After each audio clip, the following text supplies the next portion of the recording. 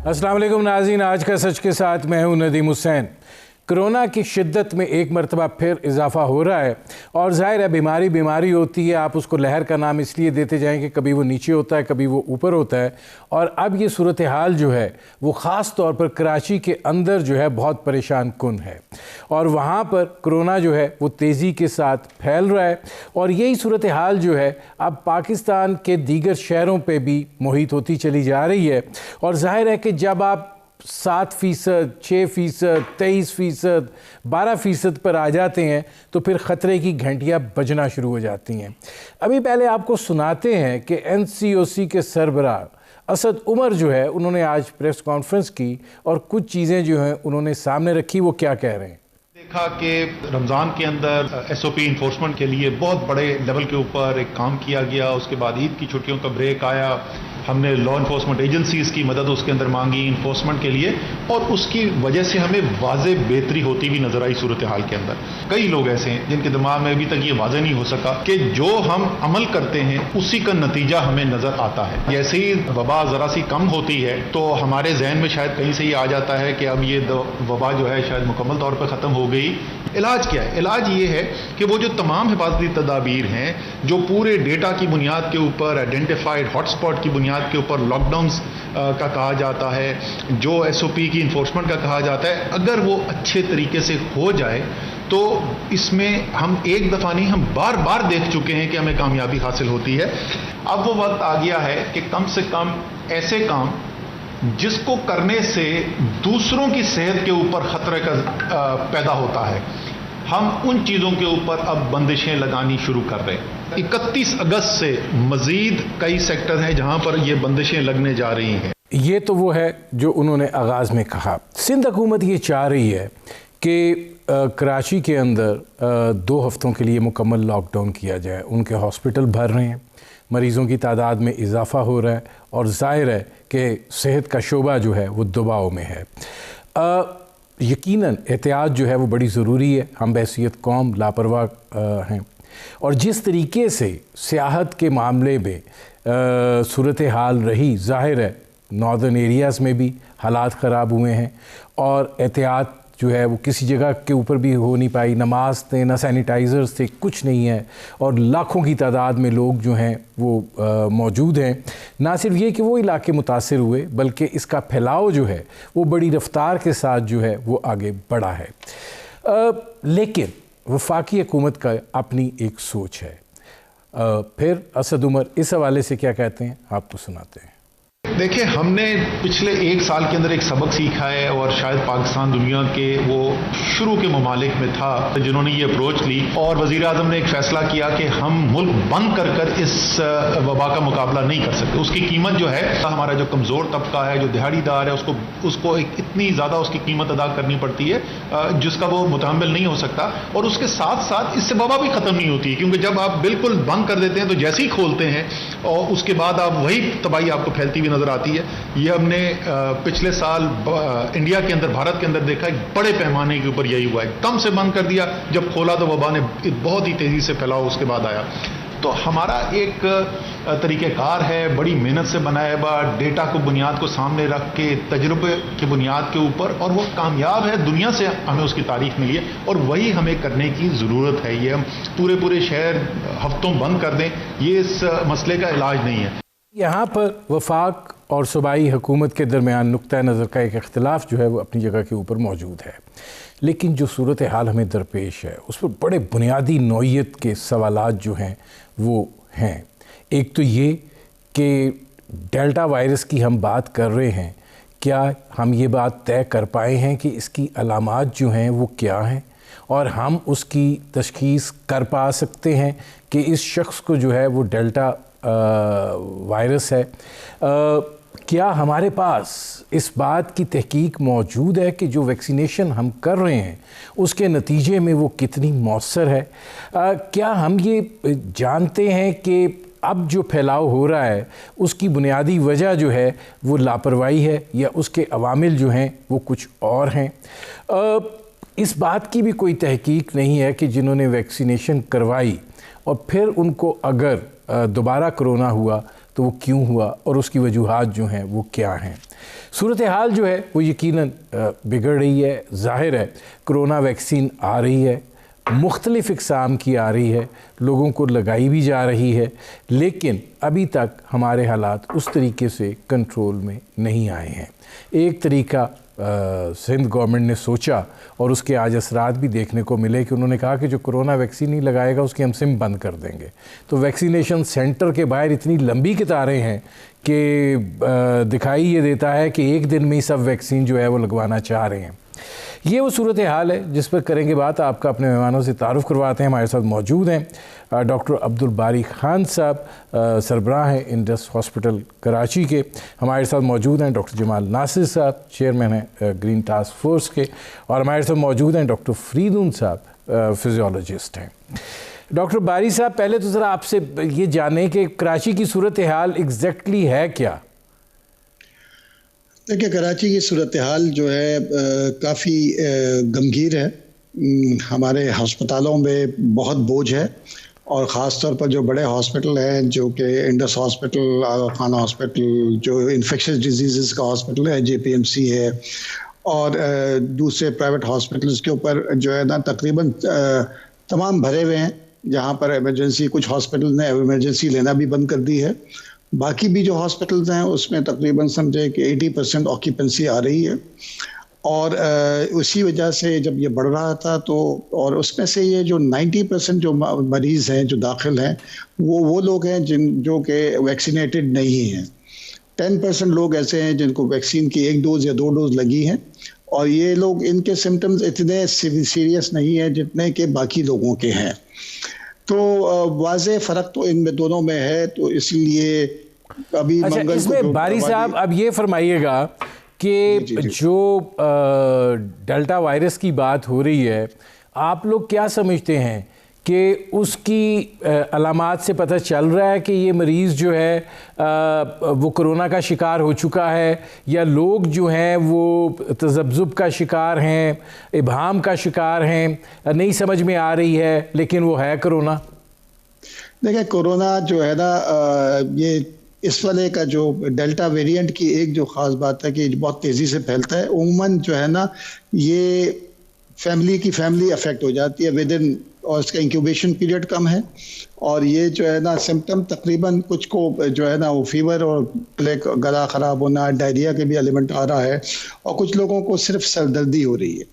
तो मैं हमेशा ये कह रहा हूँ कि अगर इस किस्म की कोई भी आइसोलेटेड अलामात हों तो PCR करा ले।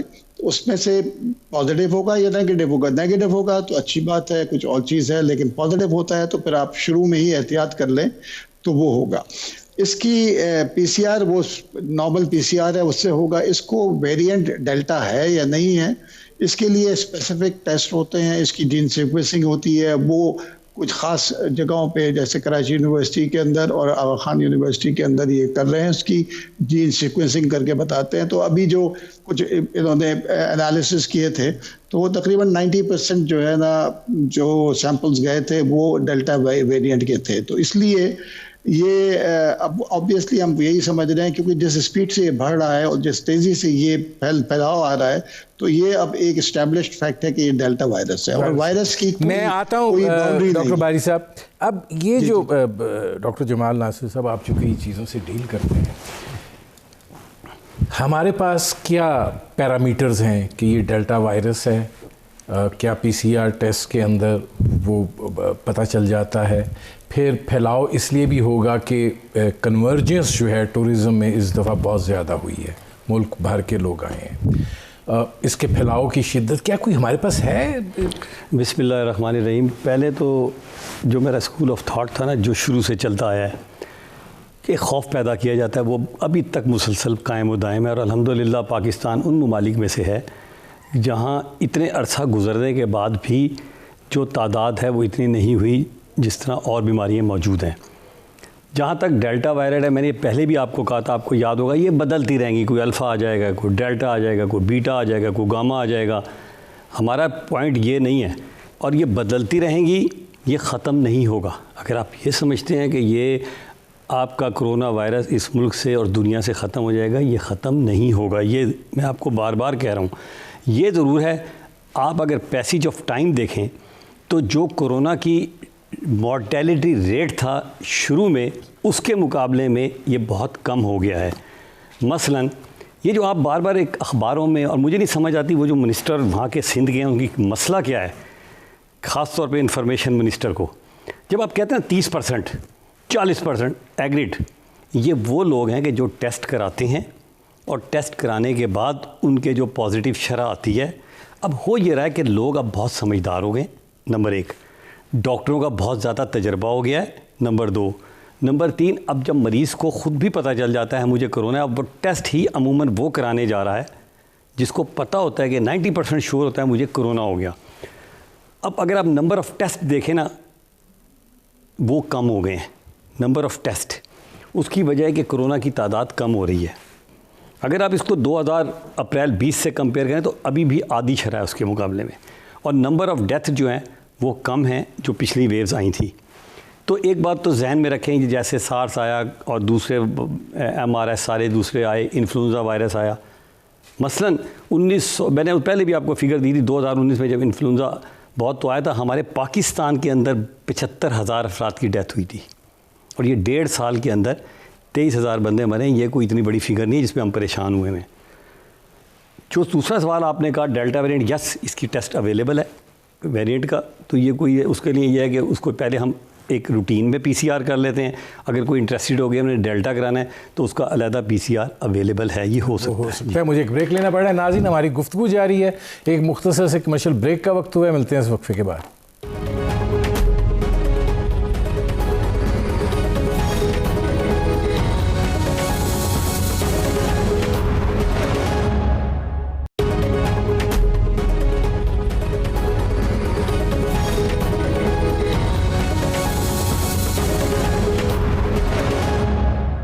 Welcome back. डॉक्टर फरीदुन साहब, अब आपसे एक दो सवाल हैं।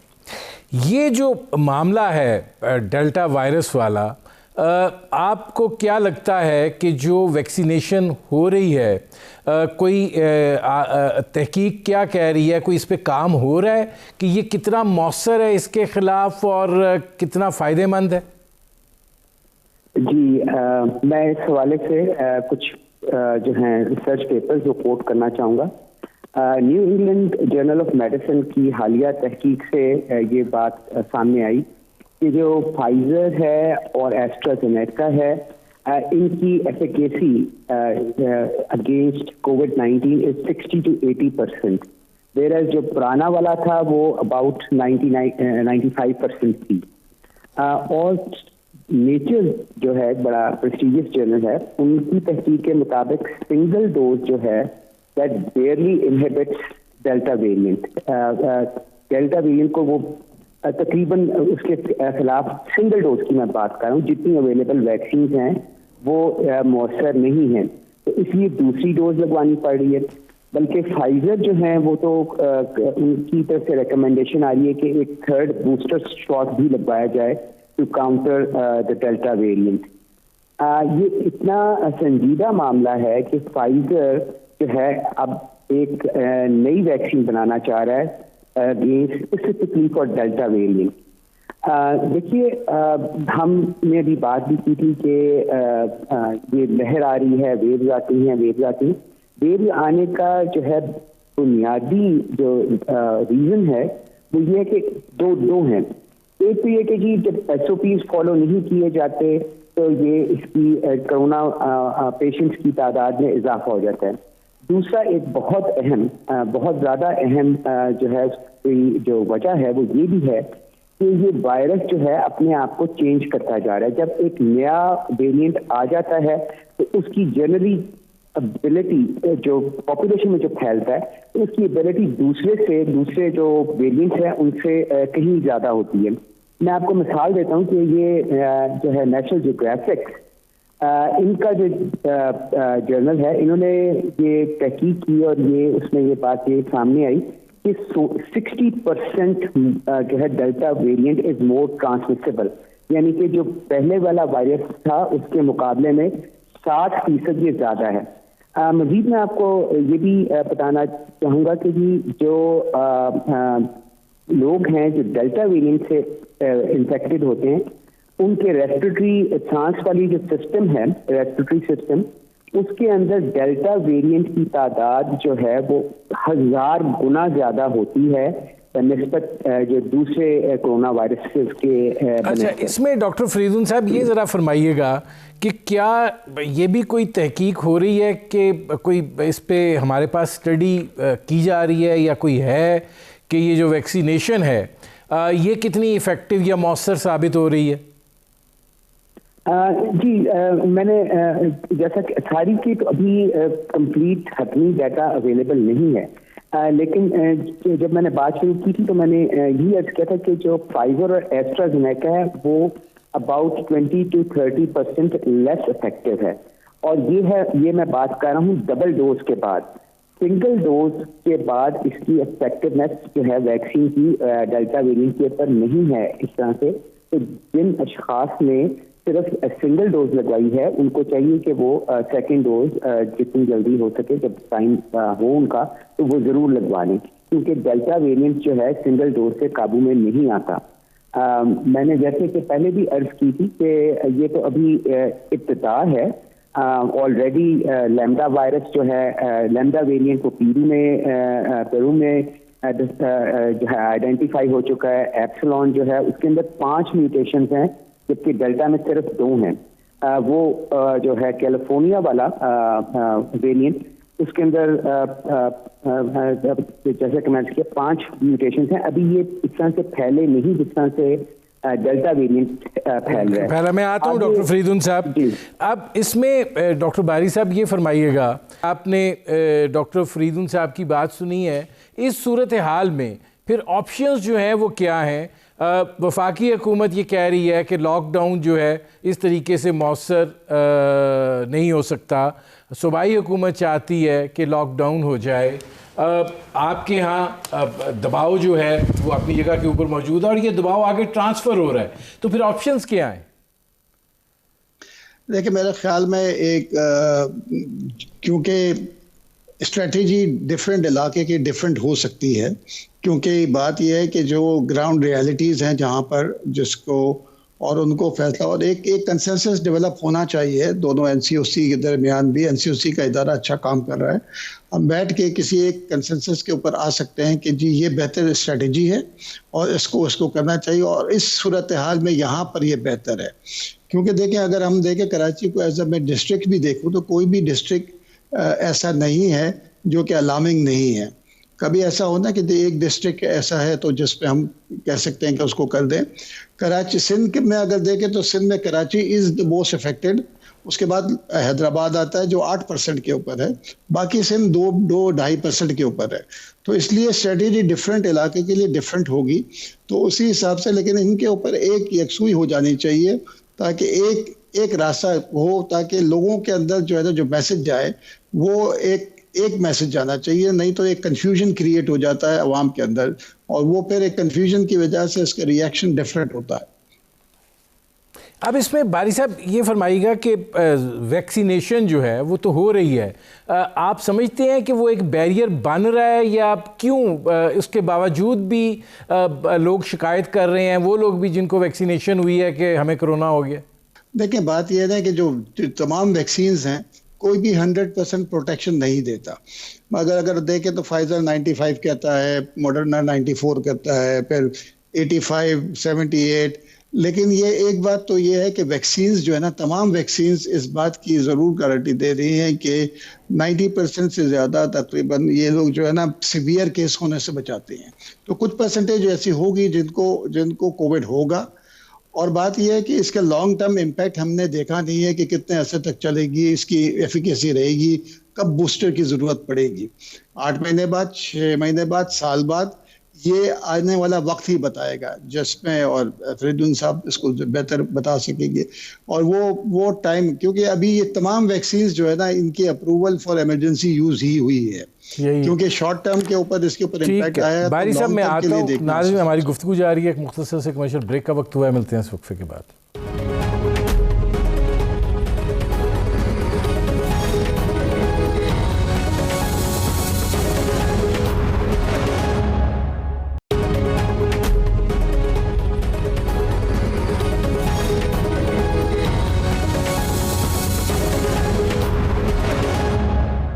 Welcome back.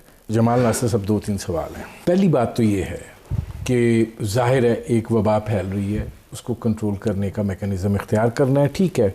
कंपैटिबिलिटी उसकी दीगर बीमारियों से अब क्या है वो अपनी जगह पे, लेकिन एक बीमारी मौजूद है, ऑप्शंस क्या हैं?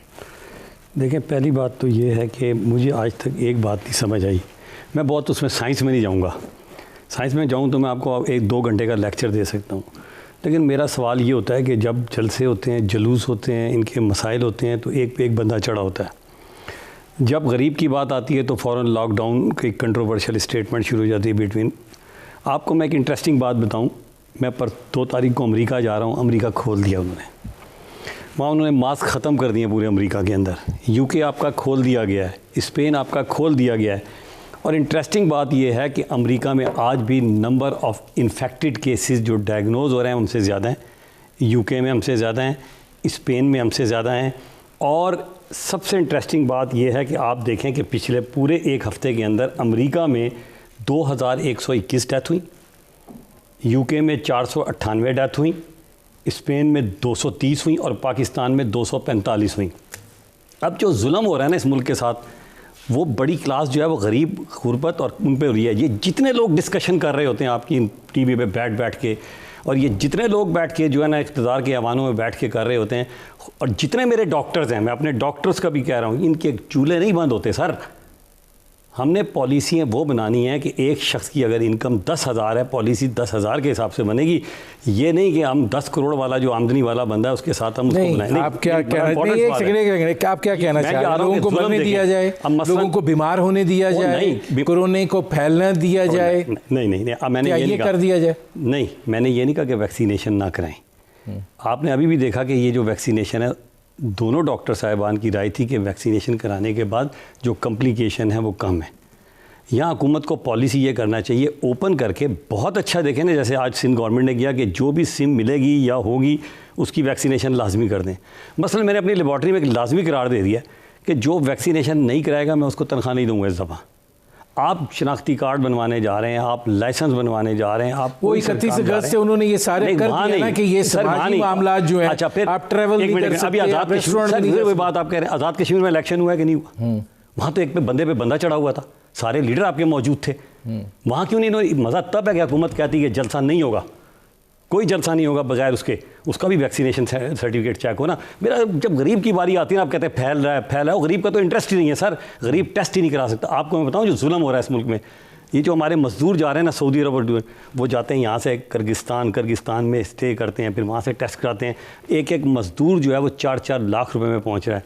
इसी तरह आप दुनिया में देखें, अमेरिका जाएँ, वो ठीक है PCR उन्होंने लाजमी करार दे दिया है, लेकिन यकीन करें एयरपोर्ट पे कोई चेक भी नहीं कर रहे। वो कहते हैं आने दो यार, अब बहुत हो गया, ये ख़त्म नहीं होगा, हमने मैनेज करना है।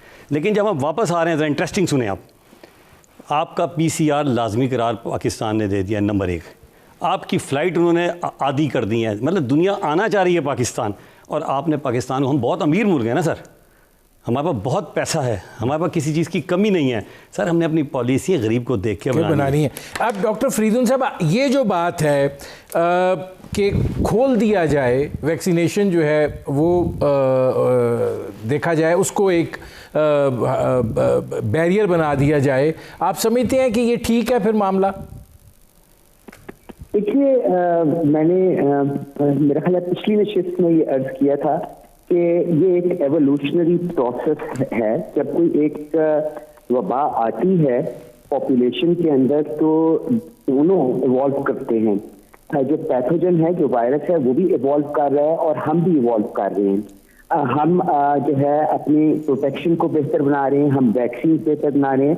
इसके साथ साथ हमारे जिस्म जो है वो भी एक दफ़ा एक कोई इन्फेक्टेड हो जाता है तो उसके उस वायरस के अगेंस्ट उसमें कुछ हद तक रेजिस्टेंस आ जाती है। तो ये एक एवोल्यूशनरी प्रोसेस है। और देखिए, मैं एक्चुअली आई वुड मेरी तरफ से ये सजेशन होगी कि बिल्कुल एक बैलेंस रखना चाहिए, कि बिल्कुल ही सारा कुछ बंद ना किया जाए, लेकिन उसको एक, जिसको गालिबन स्मार्ट लॉकडाउन हम कह रहे थे, उसके तरफ जाया जाए। मैं आता हूं डॉक्टर फरीदुन साहब। बारी साहब, आप क्या कहेंगे? बारी साहब, आपको आवाज आ रही है? मुझे आपकी आवाज आ रही, लेकिन फरीदुन साहब की आवाज नहीं आई थी मुझे। अच्छा, फरीदुन साहब ने जो आखिरी जुमला कहा है वो ये है कि बैलेंस कायम रखना चाहिए, ये भी नहीं कि बिल्कुल बंद कर दिया जाए। आप क्या समझते हैं कि क्या इसके अंदर बैलेंसिंग एक्ट क्या हो सकता है? देखिए, पहले मैं थोड़ा सा जमाल नासिर साहब की बात करूं कि यूके ने जो खोला है था 70% से ज़्यादा वैक्सीनेशन करा के, स्पेन ने भी जब किया तो वो करा के, अब उनके यहाँ इन्फेक्टिविटी है लेकिन हॉस्पिटलाइजेशन नहीं है, हॉस्पिटलाइजेशन बहुत ही कम है। तो वो डॉक्टर साहब, मैं आपको एक चीज़ डॉक्टर भाई साहब बता दूं कि वहाँ पे उन्होंने 2 डोजेज़ लगाई हैं और अब लोगों के घरों में लेटर पहुँच रहे हैं कि तीसरा भी आके लगवाओ बूस्टर। जी जी, चले ठीक, मतलब वो वैक्सीनेशन के जोर दे रहे हैं ना। देखिए, बैलेंसिंग एक्ट उस वक्त होता है जब आपके पास जो है ना सारी चीज़ें, और हम लोग जो है ना मैं आज हम लोग डिसाइड कर लें कि हम SOPs पे अमल करेंगे तो कोई आपको ये बंद करने की ज़रूरत नहीं है। लेकिन अनफॉर्चुनेटली जैसे ही आप खोलते हैं कुछ चीज़ों को तो ऐसा होता है कि जैसे आइंदा कोई जो है ना कल रात का खाना नहीं आएगा, और अगर हमने होटल में नहीं खाया तो बस पता नहीं क्या क़यामत आ जाएगी और वो हमारा स्टेटस ख़राब हो जाएगा। इस तरह उसके ऊपर टूट पड़ते हैं। देखिए, हमको कुछ अरसे तक ये डिसाइड करना है कि we have to learn to live with this virus, इसके वायरस के साथ जीना सीखना होगा।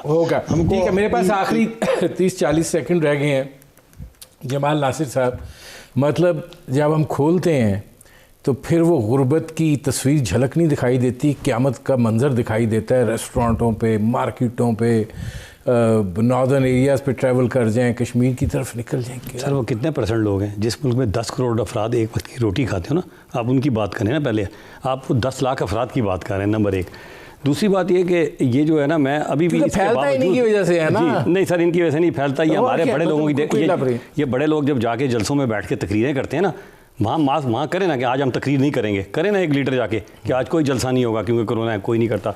लेकिन मैं आखिरी पैगाम जो देना चाहता हूँ आपके तवज्जुह से इस लुबे-लुबाब में कि खुदा के वास्ते वैक्सीनेशन ज़रूर लगवाएं। वैक्सीनेशन अच्छी चीज़ है। अगर हो भी गया कोरोना वायरस तो कम अज़ कम जो है वो उसमें कम्प्लिकेशन के चांस बहुत कम है। और हुकूमत से आखिरी दरख्वास्त है, खुदा के वास्ते ये जो बाहर से हमारी एयरलाइंस हैं, मुसाफिर हैं, ये बड़े जलील हो रहे हैं, इनको खोल दें खुदा के वास्ते। मेरे प्रोग्राम का वक्त ख़त्म हो रहा है। बहुत शुक्रिया डॉक्टर बारिश साहब, बहुत शुक्रिया डॉक्टर जमाल नासिर साहब, बहुत शुक्रिया डॉक्टर फरीदुन साहब। नाज़रीन, आपने हमारे पैनल के शुरका की गुफ्तगू सुनी। अब तक के लिए इतना ही, इजाज़त दीजिए। अल्लाह हाफ़िज़।